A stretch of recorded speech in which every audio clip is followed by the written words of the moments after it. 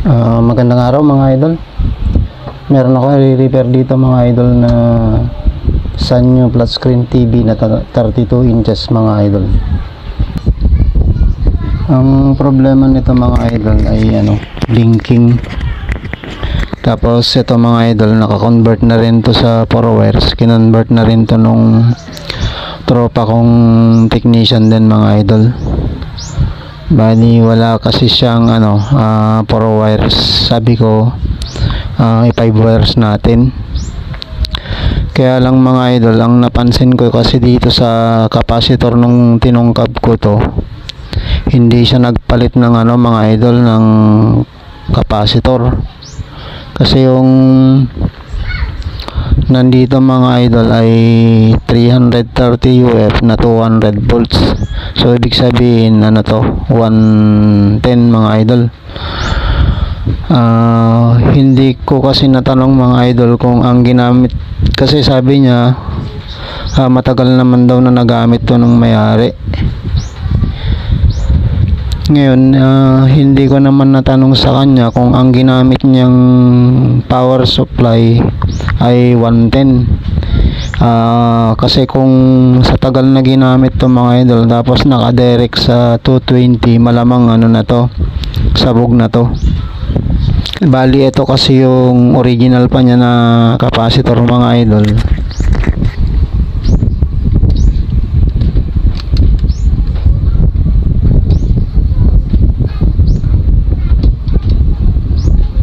Ito yung niya, yung numero ng niya, ng capacitor niya. 330 200 volts, 330 UF 200 volts.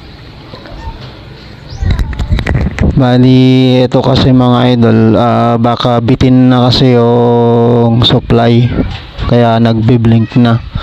Ang mangyayari nito mga idol, hindi ko siya pwedeng isaksak kasi sa 220.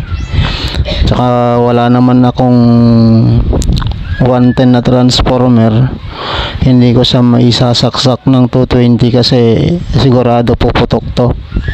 Kaya ang gagawin ko dito mga idol, magpapalit ako ng capacitor. Tapos dito kasi mga idol, meron siyang protector dito. Etong na to, capacitor din to kasi mga idol, pero hindi ko lang sure kung ito rin ba yung kasama ba to sa mylar or sa polyester. Bali ang mangyayari mga idol, papalitan din to, itong capacitor. Pero bago yan mga idol, dito kasi sa diode na to, ito kasi yung supply. Bali nakaparallel kasi itong dalawa na to mga idol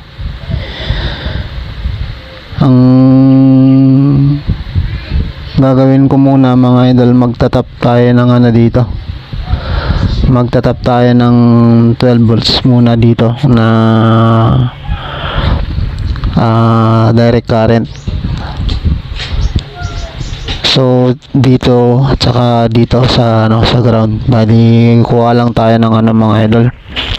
Kuha lang tayo ng pang natin, pang trial natin. Bali mga idol, gagamit tayo ng China board para para supplyan ng 12 volts tong secondary nitong mga idol.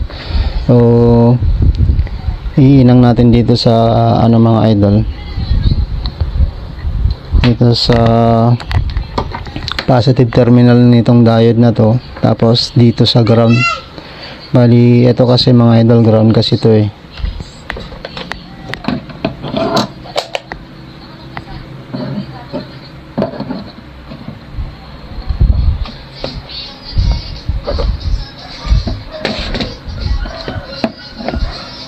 Yan mga idol, naka times 10 na yan.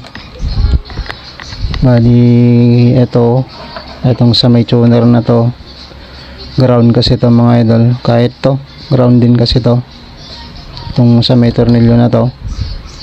Tapos dito mga idol, ground yan.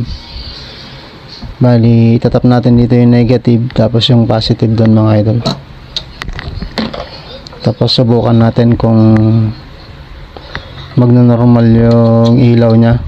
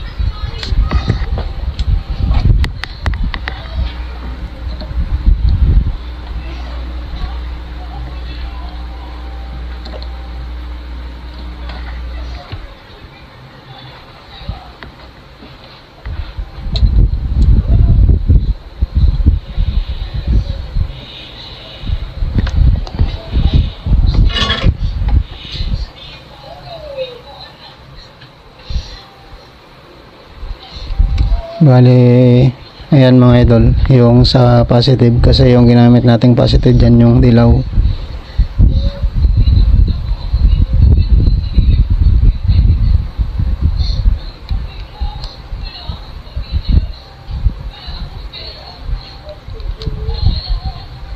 Tapos yan yung ground mga idol.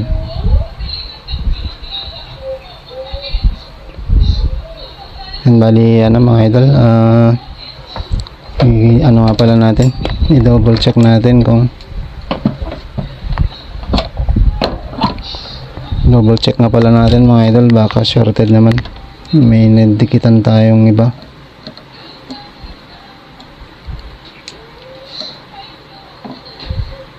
No, wala naman mga idol. Ngayon mga idol,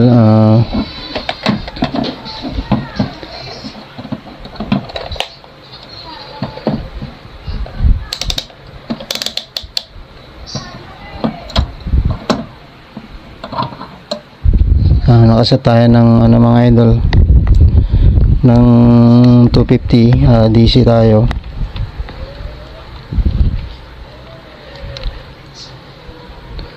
Tapos check natin mga idol kung ano yung 12 volts nya. Hindi na makita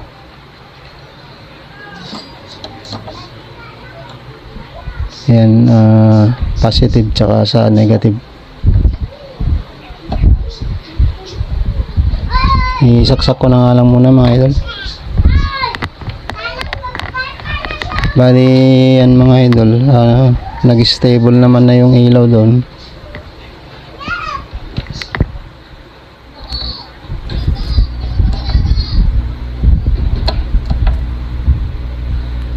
Steady yung ano nya, pero subukan nga natin ano mga idol.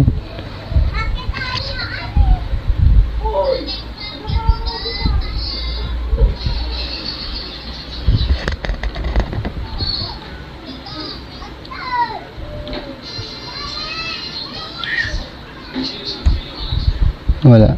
Ayaw ah. Saan ba yung power nito? Ito.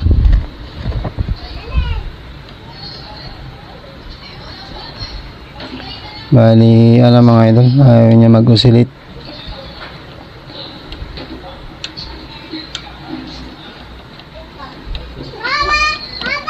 Bali, ano mga idol, no?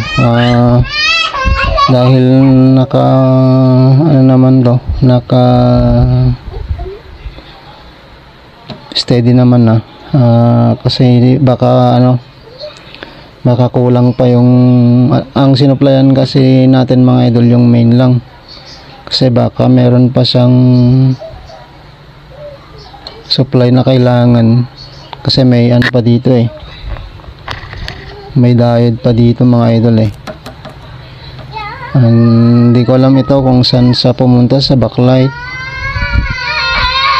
kasi ito audio naman to. Bali pas may diode pa siya doon. Bali ano mga idol, ang gawin natin, palit tayo nito mga idol itong capacitor na to at saka ito. Hanap lang ako ng pamalit, tapos saka natin subukan mga idol. Bali ito yung mga idol, yung hinanap nating pamalit. 450 volts na 100 UF. Ito yung tapos itong mga idol, itong capacitor din na to. Hindi ko alam kung Mylar capacitor ang tawag dito. Kinuha rin natin to kung saan natin to kinuha mga idol. Doon din natin to kinuha sa power supply din ng mga idol, ng 220 volts yung niya, yung input niya. Bali mga idol, tanggalin ko lang tong niya, capacitor at saka ito. Bali ito mga idol, na ikabit na natin yung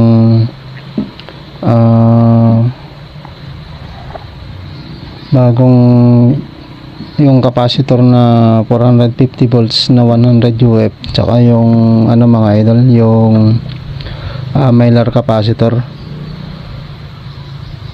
Bali mga idol, saksak lang natin.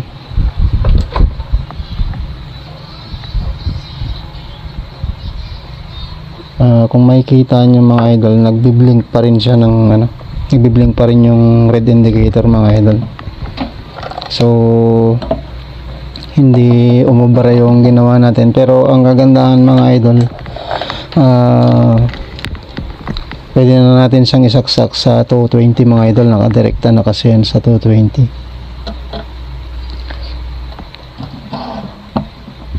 Yan, bali mga idol, check natin kung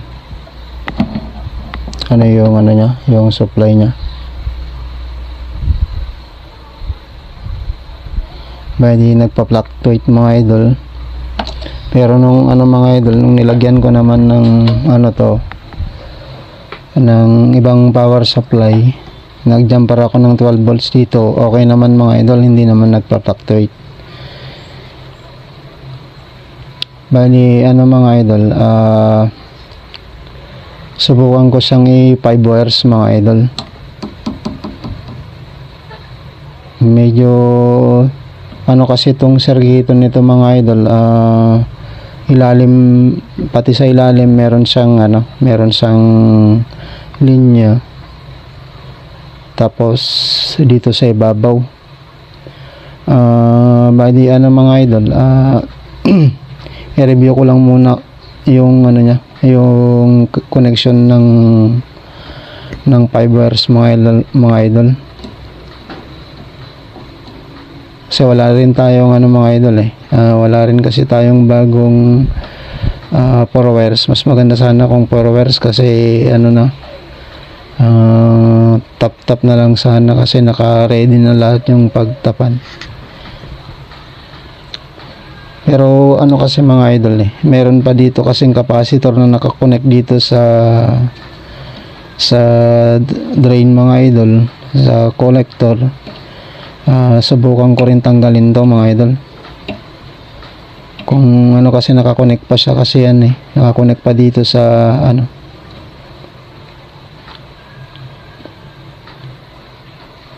para hindi lang mahirapan yung yung 4 wires natin. Bali subukan ko tong tanggalin muna mga idol, tapos subok. Bali mga idol, nagalangan kasi ako dun sa linya ng mga idol, ng circuit nito, kasi hindi ko mahanap kung saan banda rito yung yung diode, kasi masyado nang maliliit yung mga pyesa dito mga idol. Tapos ngayon mga idol, ito hindi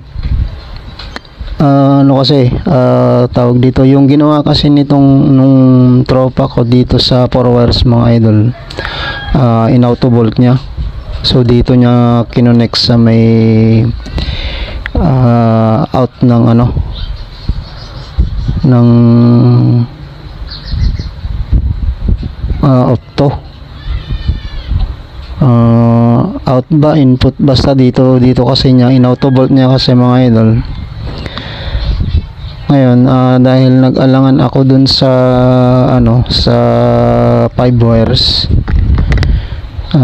hindi ko na siya tinuloy na 5 wires. Bali, ang ginawa ko mga idol, sinubukan kong ibinalik yung mga idol, yung original nito. So ginamit ko tong trimmer niya mga idol. Yan, bali binalik natin tong connection niya, tapos gumamit tayo ng trimmer. Tapos ngayon dito sa secondary, yung blue kinonect natin sa ground, tapos yung dilaw sa negative terminal ng diode. Kumbaga, ito kasi yung negative, ito kasi yung positive mga idol. Kaya dito na natin itinap yung dilaw. Tapos ito mga idol, sinubukan ko, okay na siya mga idol. Umaandar na siya, hindi na siya nagbi-blink. Bali, saksak ko lang mga idol. Yan, kung makikita nyo ano na yung blinking nya. Tapos yan, mapansin nyo umilaw na. Tapos na rin to mga idol,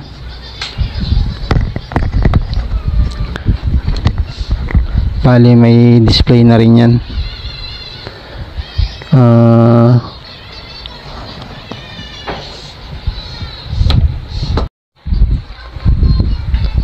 Bali mga idol,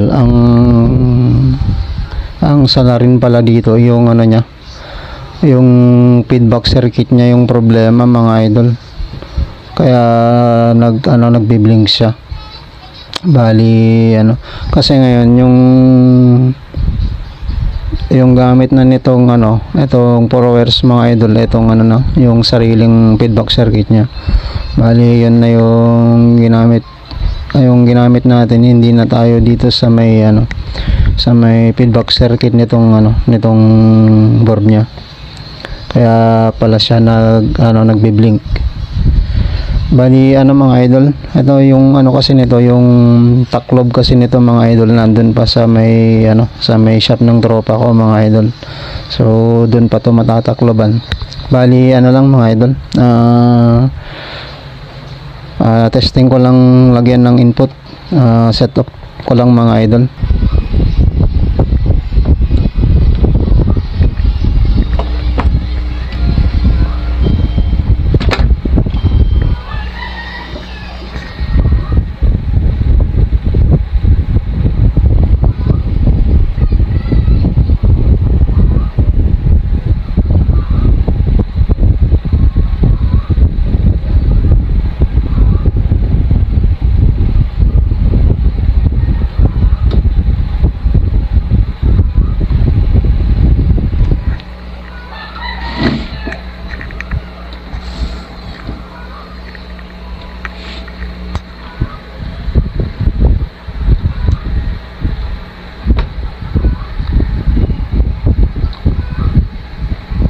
Bali yan mga idol, okay na yung gawa natin mga idol.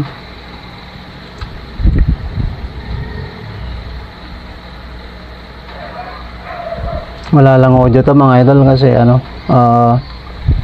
nasa tropa ko pa yung yung taklob nya, nandun kasi yung speaker nya mga idol.